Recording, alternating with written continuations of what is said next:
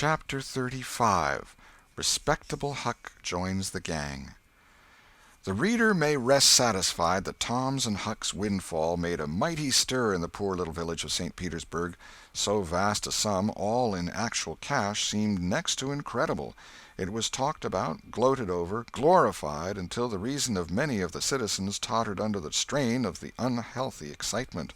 Every haunted house in St. Petersburg and the neighboring villages was dissected plank by plank, and its foundations dug up and ransacked for hidden treasure, and not by boys, but men, pretty grave, unromantic men, too, some of them. Wherever Tom and Huck appeared they were courted, admired, stared at. The boys were not able to remember that their remarks had possessed weight before, but now their sayings were treasured and repeated. Everything they did seemed somehow to be regarded as remarkable. They had evidently lost the power of doing and saying commonplace things. Moreover, their past history was raked up and discovered to bear marks of conspicuous originality. The village paper published biographical sketches of the boys. The Widow Douglas put Huck's money out at 6%, and Judge Thatcher did the same with Tom's at Aunt Polly's request. Each lad had an income now that was simply prodigious, $1 for every weekday in the year and half of the Sundays. It was just what the minister got. No, it was what he was promised. He generally couldn't collect it. $1.25 a week would board, lodge, and school a boy in those old simple days, and clothe him and wash him, too, for that matter. Judge Thatcher had conceived a great opinion of Tom. He said that no commonplace boy would ever have got his daughter out of the cave. When Becky told her father in strict confidence how Tom had taken her whipping at school, the judge was visibly moved. And when she pleaded grace for the mighty lie which Tom had told in order to shift that whipping from her shoulders to his own, the judge said with a fine outburst that it was a noble, a generous, a magnanimous lie. A lie that was worthy to hold up its head and march down through history breast to breast with George Washington's lauded truth about the hatchet. Becky thought her father had never looked so tall and so superb as when he walked the floor and stamped his foot and said that. She went straight off and told Tom about it.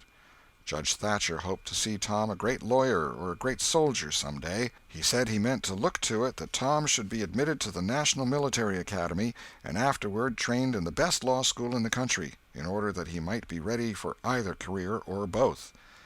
Huck Finn's wealth and the fact that he was now under the Widow Douglas's protection introduced him into society. No, dragged him into it, hurled him into it, and his sufferings were almost more than he could bear.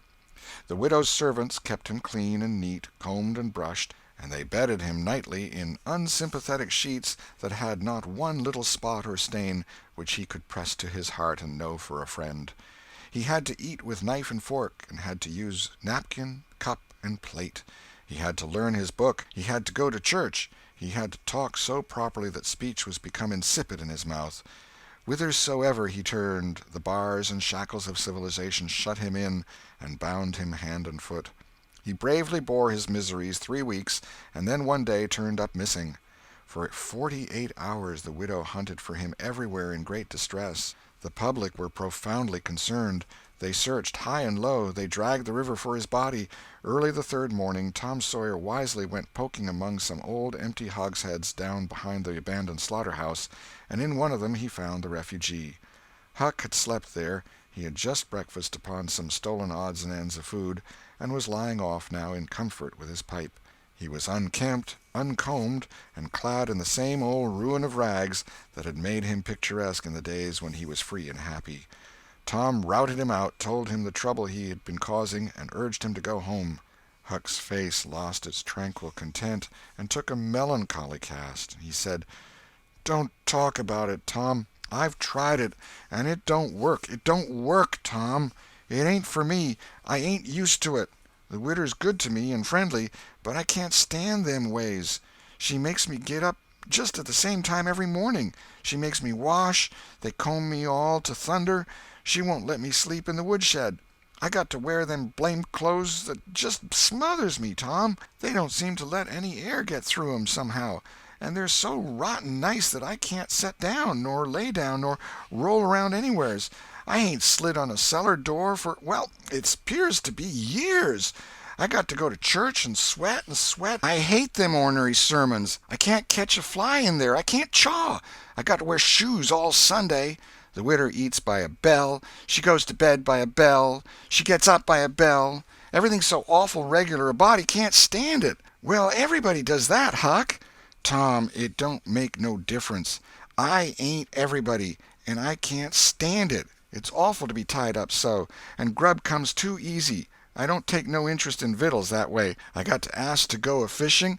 I got to ask to go in a-swimming. Derned if I hain't got to ask to do everything. Well, I'd got to talk so nice it wasn't no comfort. I'd got to go up in the attic and rip out a while every day to get a taste in my mouth, or I'd have died, Tom. The widder wouldn't let me smoke. She wouldn't let me yell. She wouldn't let me gape, nor stretch, nor scratch before folks. Then, with a spasm of special irritation and injury, and dad fetch it, she prayed all the time. I never see such a woman. I had to shove, Tom, I just had to. And besides, that school's going to open, and I'd have got to go to it. Well, I wouldn't stand that, Tom.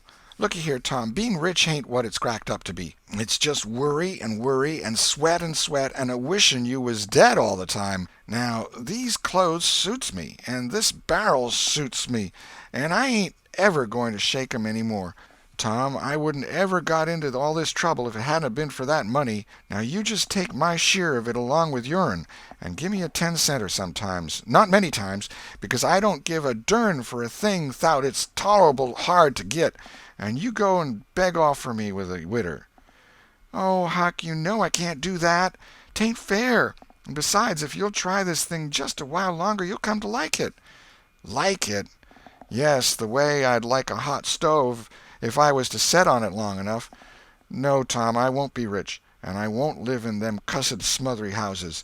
I like the woods, and the river, and hogsheads, and I'll stick to 'em, too. Blame it all, just as we've got guns and a cave and all just fixed to rob, here this dern foolishness has got to come up and spile it all.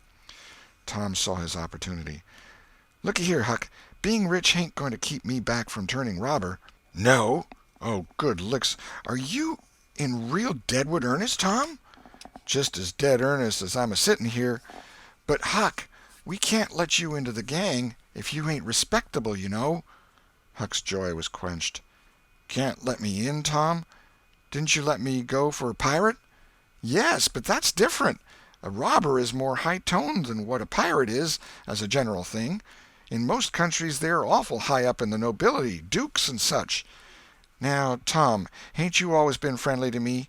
You wouldn't have shut me out, would you, Tom? You wouldn't do that, now, would you, Tom? Huck, I wouldn't want to, and I don't want to, but what would people say? Why, they'd say, "Humph, Tom Sawyer's gang, pretty low characters in it."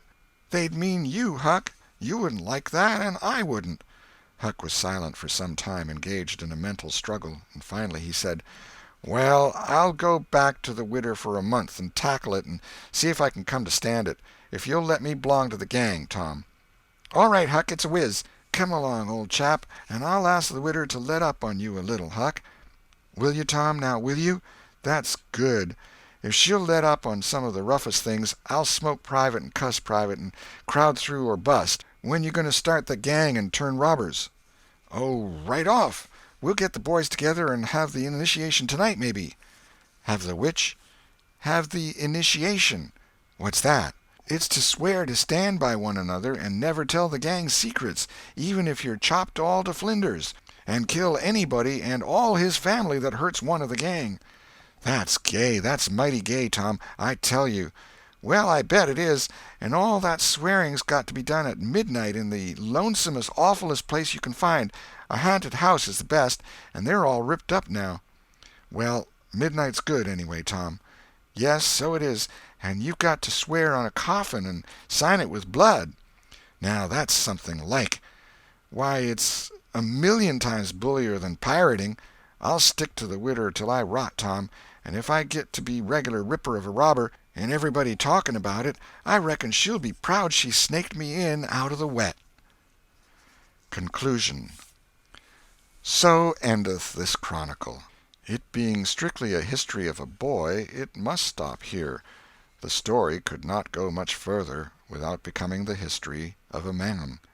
When one writes a novel about grown people, he knows exactly where to stop, that is, with a marriage, but when he writes of juveniles he must stop where he best can. Most of the characters that perform in this book still live, and are prosperous and happy. Some day it may seem worth while to take up the story of the younger ones again, and see what sort of men and women they turned out to be. Therefore it will be wisest not to reveal any of that part of their lives at present. The End. This is the end of The Adventures of Tom Sawyer by Mark Twain.